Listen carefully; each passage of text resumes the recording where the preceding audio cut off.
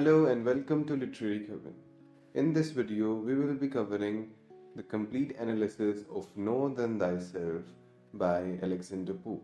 हम इस वीडियो में complete analysis करेंगे किसका Know Than Thyself एक पोम है by Alexander Pope.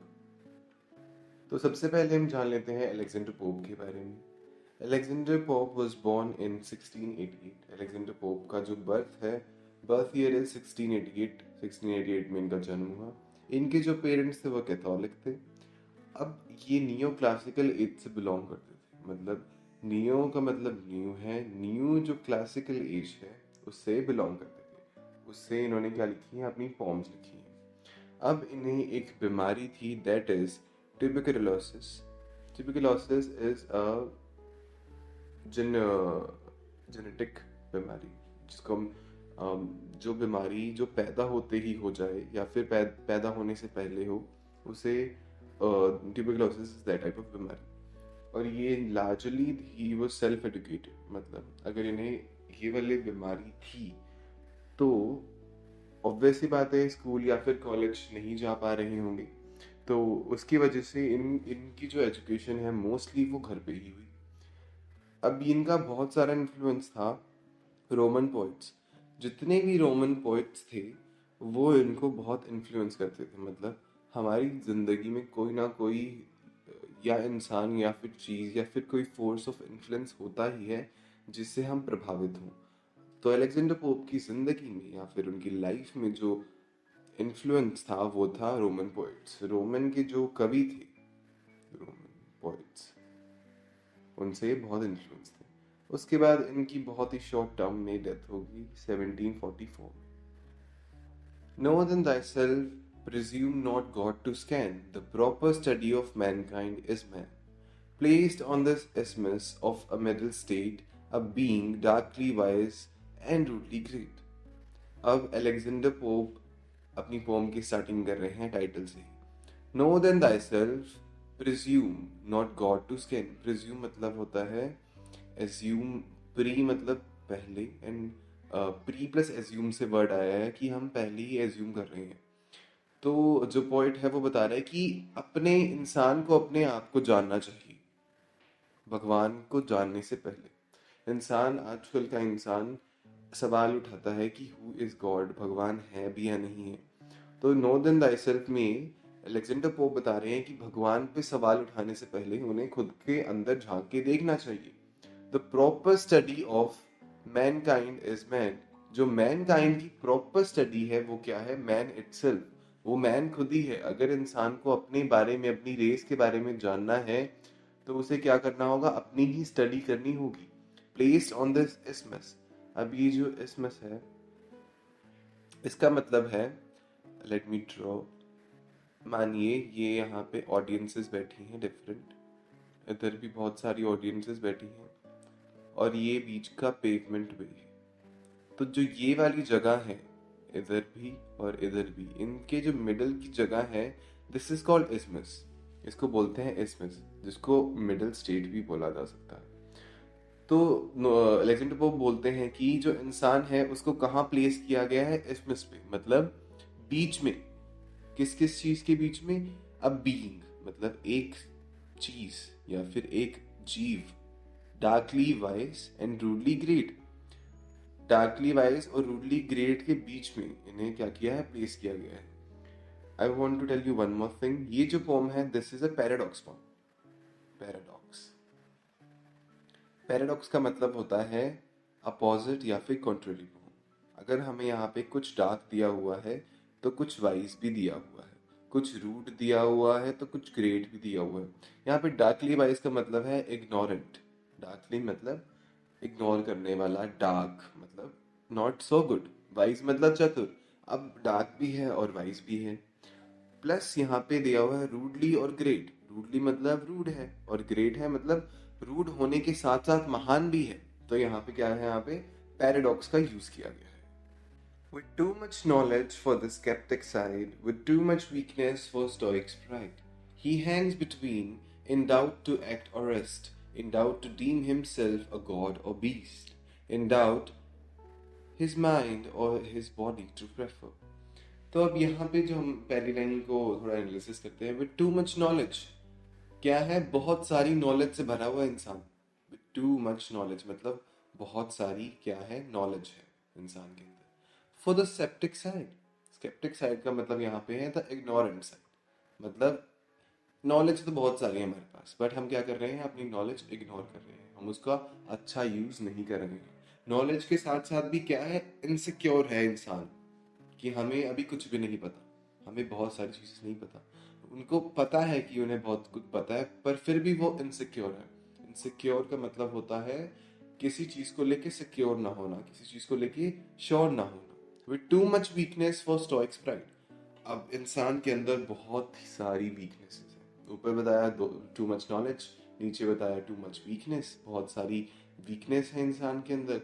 But weakness होने के बाद भी हमें क्या है, स्टोइक्स प्राइड मतलब बैड प्राइड, मतलब एक काइंड ऑफ ग्रेट प्राइड है कि हम इंसान हैं and we can do this, we can do that. हमारे अंदर वीकनेस है पर हमारे अंदर प्राइड भी उतनी ही है। He hangs between in doubt to act और रेस्ट। अब यहाँ पे वो क्या करता है, he hangs between. Hangs between का मतलब है दो चीजों के बीच में लटकना। मानिए ये एक चीज है, मान लीजिए this is yes and this is no, और यहाँ पे मतलब मैं यहाँ पे हूँ, मतलब मैं दो चीजों के बीच में हैंग कर रहा हूँ। ना मुझे पता है कि मैं अगर इधर जाऊं तो क्या करूं, इधर जाऊं तो क्या करूं, है ना। Human is always confused, human हमेशा कंफ्यूज है किस चीज के लिए, कि अगर वो काम करना चाहता है, यस चलो कर लेता हूँ, तो वो क्यों करे, अगर ना करे तो क्यों ना करे। तो वो क्या है, most of the time confused ही है। In doubt to deem himself a god or beast, अब वो डाउट में है, वापस दुविधा, पूरा दुविधा में है। ना तो वो भगवान है, ना तो वो गॉड है, और ना ही वो दानव है, ना ही वो बीस्ट है। ना तो वो इतना अच्छा काम करता है कभी कभी कि वो भगवान लगे, और ना ही वो इतना बुरे काम करता है कि वो बीस्ट लगे। तो कभी इंसान अच्छा काम कर रहा है, कभी बुरा काम कर रहा है, तो वो क्या कर रहा है, बीच में लटक रहा है। वो क्या है, काइंड ऑफ डेमी गॉड है, ना पूरा भगवान और ना ही पूरा दानव। इन डाउट हिज माइंड और बॉडी टू प्रेफर, अब वो फिर से है कि इसमें डाउट में है। अब वो डाउट में है, किस चीज के डाउट में, कि वो अपने दिमाग को प्रेफर करे या अपने शरीर को प्रेफर करे। एग्जाम्पल ले लेते हैं, अगर मुझे, मेरा कोई बहुत ही एक अच्छा फ्रेंड है, मुझे जाना है, उसका कोई फंक्शन है और मुझे उधर जाना है, ठीक है। बट जो मेरा जो टेम्परेचर है, मेरा जो फीवर है बहुत ज़्यादा हाई है, मुझे उठने को अलाउ भी नहीं कर रहा। मेरा दिमाग तो मुझे कहेगा कि नहीं यार, चल चला जा, चला जा प्लीज, चला जा, और तेरा बहुत अच्छा फ्रेंड है। बट जो मेरी बॉडी है, जो मेरी बॉडी उठ भी नहीं पा रही है, वो कहेगी कि नहीं, अगर तू जाएगा तो और बीमार हो जाएगा। तो यहाँ पे फिर से इंसान कंफ्यूज हो रहा है, अपनी माइंड को चूज करे या फिर अपनी बॉडी को चूज करे। Born but to die and reasoning but to err, alike in ignorance is reason such, whether he thinks too little or too much, chaos of thought and passion all confused, still by himself abused or disabused। अब यहाँ पे Alexander pope बोल रहे हैं कि जो इंसान है वो पैदा ही हुआ है मरने के लिए, सभी पैदा हुए हैं मरने के लिए। तो वो क्या कहते हैं, सबने एक दिन मर जाना है। बट जो ह्यूमन है वो पूरे अपनी जिंदगी में कुछ अच्छे काम करता है, कुछ बुरे काम करता है, और बहुत ही ज्यादा मिस्टेक्स करता है। तो यहाँ पे कहने का मतलब है कि जो ह्यूमन है, जो इंसान है, वो किस चीज का आउटकम है, वो मिस्टेक्स का आउटकम है। वो अपने आप को मिस्टेक्स के अकॉर्डिंग चेंज करता रहता है, एडवांसमेंट करता रहता है अपने अंदर, बट वो कभी भी कंप्लीट नहीं होता। Alike in ignorance his reason such, अब यहाँ पे ह्यूमन बहुत इग्नोरेंट है, वो चीजें इग्नोर भी करता है, और जो चीजें वो इग्नोर करता है उसके पास रीजन भी होते हैं कि हाँ हमने ये काम नहीं किया तो इसका रीजन ये है, क्योंकि हमारा ये आ गया था सामने, हमें यहाँ जाना पड़ गया, हमें वहां जाना पड़ गया, बहुत सारी चीजें ऐसी। Whether he thinks too little और टू मच, अब इंसान कभी कभी तो बहुत ज्यादा कम सोचता है, मतलब सोचता ही नहीं, बिल्कुल भी नहीं सोचता, विल्ले पड़े रहना, कहना बोलते हैं ना कि बिल्कुल भी नहीं सोच रहा अपने फ्यूचर के बारे में या किसी चीज के बारे में। और कई बार टू मच, कई बार इतना ज्यादा सोचता है कि ओवर थिंकिंग हो जाती है, बहुत ज्यादा एंजाइटी, ये सब कुछ।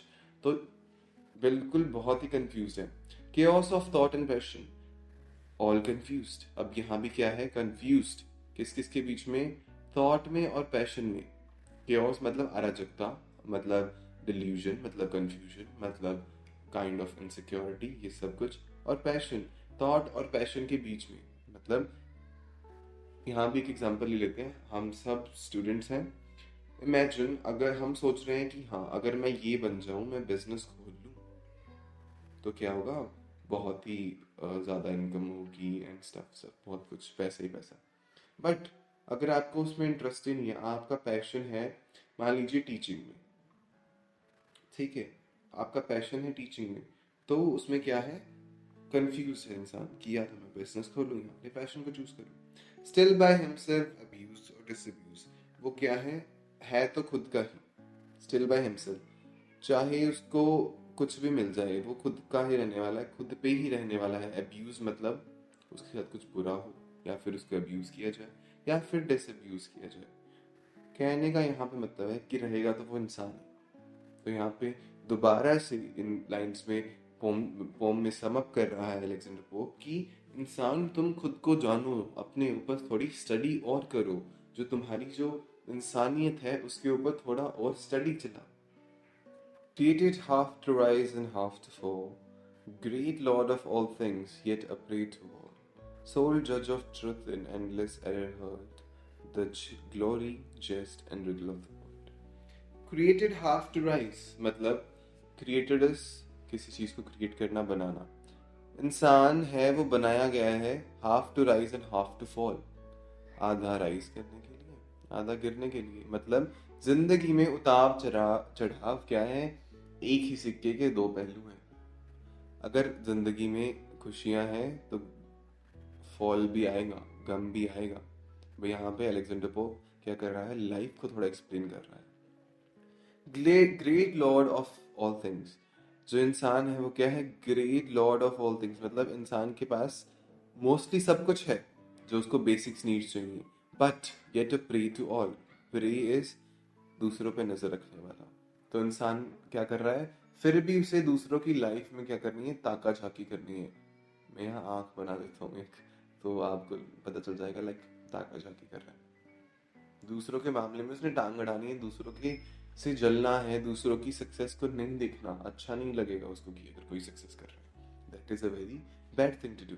सोल जज of truth in endless error hurled. अब क्या है, ह्यूमन है, एंडलेस एरर निकला तो एंडलेस एरर से ही, गलतियों से ही है। बट अलेक्जेंडर पोप यहाँ बता रहे हैं कि उसे क्या फॉलो करना चाहिए, उसे सिर्फ एक ट्रुथ मतलब सच्चाई का रास्ता ही फॉलो करना चाहिए हमेशा। फिर जो यहाँ पे एंडिंग लाइन आ गई है, दैट इज द ग्लोरी, मतलब पॉजिटिव थिंग। ग्लोरी मतलब अच्छी चीज है, यहाँ पे पॉजिटिव थिंग आ गई। द जेस्ट, जेस्ट इज बैड प्राइड, तो यहाँ एक बुरी चीज भी आ गई। तो बता रहा है कि जो इंसान है वो ग्लोरी है, वो क्या है, चमक है इस दुनिया की। जेस्ट है, बैड प्राइड है इस दुनिया की। और क्या है, riddle of the world. Riddle होता है पजल, कोई भी एक पजल है। पजल किसकी है, पूरी दुनिया की। अब इन दो लाइंस में पोएट कह रहा है कि हमें फॉलो तो करना चाहिए ट्रुथ का पाथ, क्योंकि इंसान है वो हमेशा गलतियों से ही सीखता है, गलतियों से ही बना है। इंसान को बताया गया है ग्लोरी, ग्लोरी मतलब जो शाइन है, जो चमक है, जो अच्छी चीजें, ट्रुथफुलनेस, हैप्पीनेस, ये सब कुछ है इंसान के अंदर। पर उसी के साथ साथ बैड प्राइड भी है, बुरा बर्ताव भी है, इतनी सारी बुराइयां भी है।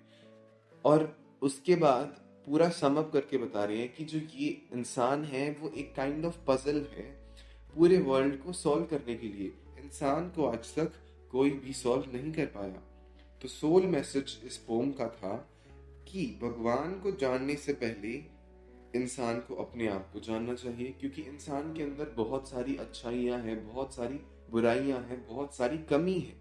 और वो क्या है, एक रिडल है पूरे वर्ल्ड के लिए जिसको आज तक कोई सॉल्व नहीं कर पाया।